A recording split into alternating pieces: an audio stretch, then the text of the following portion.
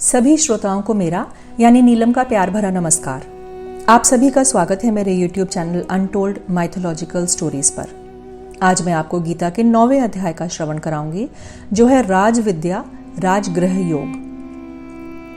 श्री कृष्ण ने अर्जुन से कहा, अब मैं द्वेष दृष्टि रहित तुझ शिष्य को अति रहस्यमय ब्रह्म ज्ञान विविध पदार्थों के ज्ञान सहित समझाऊंगा, जिसे समझकर तू अमंगल से मुक्त हो जाएगा। यह ब्रह्म ज्ञान सब ज्ञानों का राजा और रहस्यों का भी राजा है, पवित्र है, उत्कृष्ट है, सुख दुख की भांति प्रत्यक्ष अनुभव सिद्ध पुराण है, बड़ी सरलता से संपादित किया जा सकता है और अविनाशी फल वाला है। हे शत्रुंजय अर्जुन, इनमें श्रद्धा न रखने वाले मुझ परमात्मा को न पहुंचकर जन्म मरण के चक्कर में फिर फंस जाते हैं। हे अर्जुन, जैसे बर्फ में जल सर्वत्र व्याप्त है और घड़े में मिट्टी, वैसे ही व्यक्त इस संसार में मैं ईश्वर अप्रकट रूप से व्याप्त हूँ। मैं उसे व्यक्त रूप प्रदान करता हूँ। सब भूत मेरे अंतर्गत हैं। मैं उनके आधार पर नहीं हूँ, परंतु मैं संग रहित हूँ।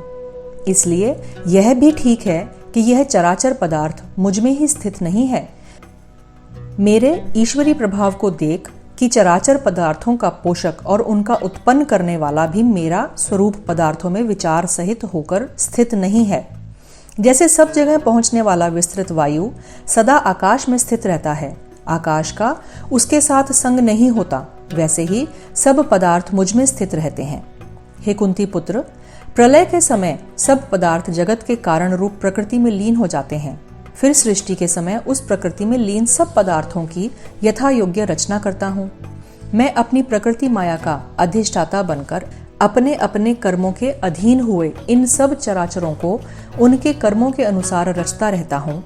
हे अर्जुन, स्थिति प्रलय रूप से कर्म मुझको तो बांधते नहीं हैं, क्योंकि मैं किसी में राग द्वेष नहीं रखता, उनमें संगकर्तापन को रखता हूँ। हे अर्जुन, जैसे चुंबक के पास रखने पर लोहा स्वयं आकर्षण रूप कार्य को करता है, वैसे ही मुझ अधिष्ठाता के सन्निकट रहने पर प्रकृति इस चराचर जगत को उत्पन्न करती है। इस प्रकार यह जगत पुनः पुनः उत्पन्न एवं प्रलीन होता है। अविवेकी मनुष्य मेरे इस उत्कृष्ट रूप को न समझकर मुझे मानुषी देह वाले देखते हैं और भक्ति नहीं करते। उनकी इस मूढ़ता का कारण उनकी अल्प बुद्धि है और इसी कारण उनकी इच्छाओं की अपूर्ति की निष्फलता है। यथार्थ ज्ञान न होने से उनकी निष्फलता है। व्यर्थ आशा एवं कम ज्ञान वाले मूर्ख लोग विवेकनाशी स्वभाव के अधीन होते हैं, परंतु हे अर्जुन, जो विशाल बुद्धि हैं वे कर्म योगियों के स्वभाव वाले मनुष्य मुझको सब भूतों का कारण और अविनाशी जानते हुए मेरी अनन्य भक्ति करते हैं। लोग सदा मेरा गान करते हैं, मेरी प्राप्ति के लिए दृढ़ता से यत्न करते हैं और भक्ति से नमस्कार करते हैं, और कर्म सन्यासी भी ज्ञान रूप से मेरी पूजा करते हैं और स्वरूप मुझ ईश्वर की उपासना नाना प्रकार से करते हैं, क्योंकि मैं ही श्रौत कर्म हूँ। पंच महायज्ञादि समार्थ कर्म मैं हूँ। पितरों को दिया जाने वाला अन्न, सब वन संपत्तियाँ, मंत्र कृत अग्नि हवन रूप कर्म सब मैं हूँ। इस जगत का पिता माता धाता पितामह सब मैं हूँ। जानने योग्य पवित्र ओमकार ऋग साम यजु भी मैं हूँ।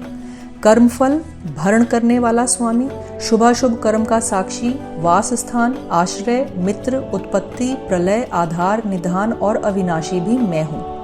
गर्मी और वर्षा भी मैं ही करता हूँ। व्यक्त और अव्यक्त भी मैं ही हूँ। तीनों वेदों में वर्णित सकाम कर्मों को करने वाले सोम रस व्यापी पापों से रहित हुए पुरुष यज्ञों से पूजा कर स्वर्ग की कामना करते हैं।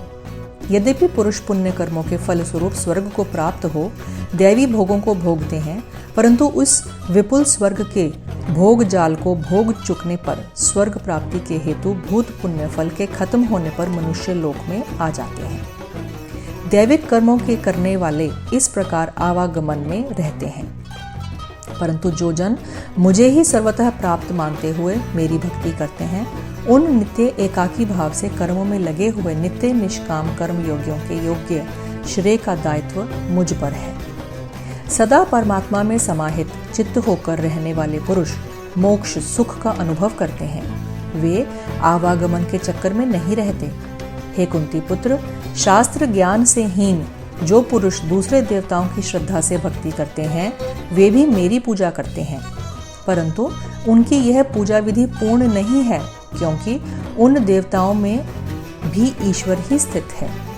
सब श्रौत एवं स्मार्त यज्ञों की रक्षा करने वाला और उनका फल देने वाला ईश्वर रूप मैं ही हूँ, परंतु ये दूसरे देवताओं के पूजक भक्त लोग मेरे इस स्वरूप को नहीं जानते, अतएव ठीक मार्ग से भ्रष्ट रहते हैं। नियम यह है कि देवताओं के पूजक उनसे देह फलों को प्राप्त करते हैं, पितृदेह को और जड़ चेतन पदार्थों के यथा योग्य सेवन करने वाले फलों को प्राप्त होते हैं। इसी प्रकार जो परमात्मा के सच्चे रूप की उपासना करते हैं वे मोक्ष रूप फल को प्राप्त करते हैं। जो मनुष्य पत्र, पुष्प, फल, जल कुछ भी प्रेम से मुझे समर्पित करता है, उस शुद्धात्मा द्वारा भक्ति से समर्पित किया गया वह पुष्प पत्र आदि मैं ग्रहण करता हूँ।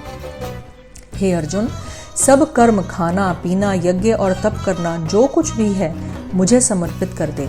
ऐसा करने पर इन कर्मों के बंधन शुभाशुभ फलों से मुक्त रहेगा और फल संन्यास रूप कर्म योग से मुक्त होकर ईश्वर को प्राप्त रहेगा। स्थावर जंगम आदि सब प्राणी मेरे लिए एक समान है। मुझे कोई प्रिय अथवा अप्रिय नहीं है।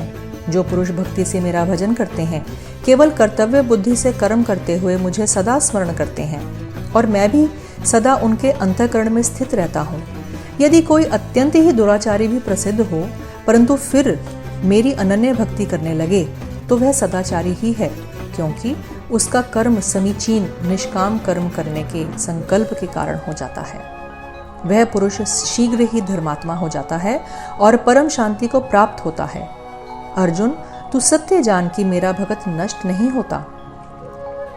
हे अर्जुन, जो माता पिता के पापी संस्कार वाले व्यक्ति हैं, गृह कार्य से अवकाश न पाने वाली स्त्रियां हैं, व्यापार में लगे वैश्य हैं, नौकरी पेशा शूद्र हैं, वे सब निष्काम कर्मयोग रूप भक्ति से परमात्मा का आश्रय लेकर उत्तम गति को प्राप्त होते हैं। फिर पुण्य कर्मों, वेदों के विद्वान ब्राह्मण व राजर्षि क्षत्रियों की तो बात ही क्या। इसलिए इस अनित्य असुख देह को प्राप्त कर ईश्वर की आज्ञा में रह ईश्वर में ही मन रमा, उसकी ही भक्ति कर, उसकी ही पूजा कर, उसे ही नमस्कार कर। इस प्रकार मुक्त होकर तू परमपिता परमात्मा को प्राप्त होगा। यह था गीता का 9वां अध्याय। राधे राधे। ईश्वर आप सभी श्रोताओं की मनोकामनाएं पूरी करे।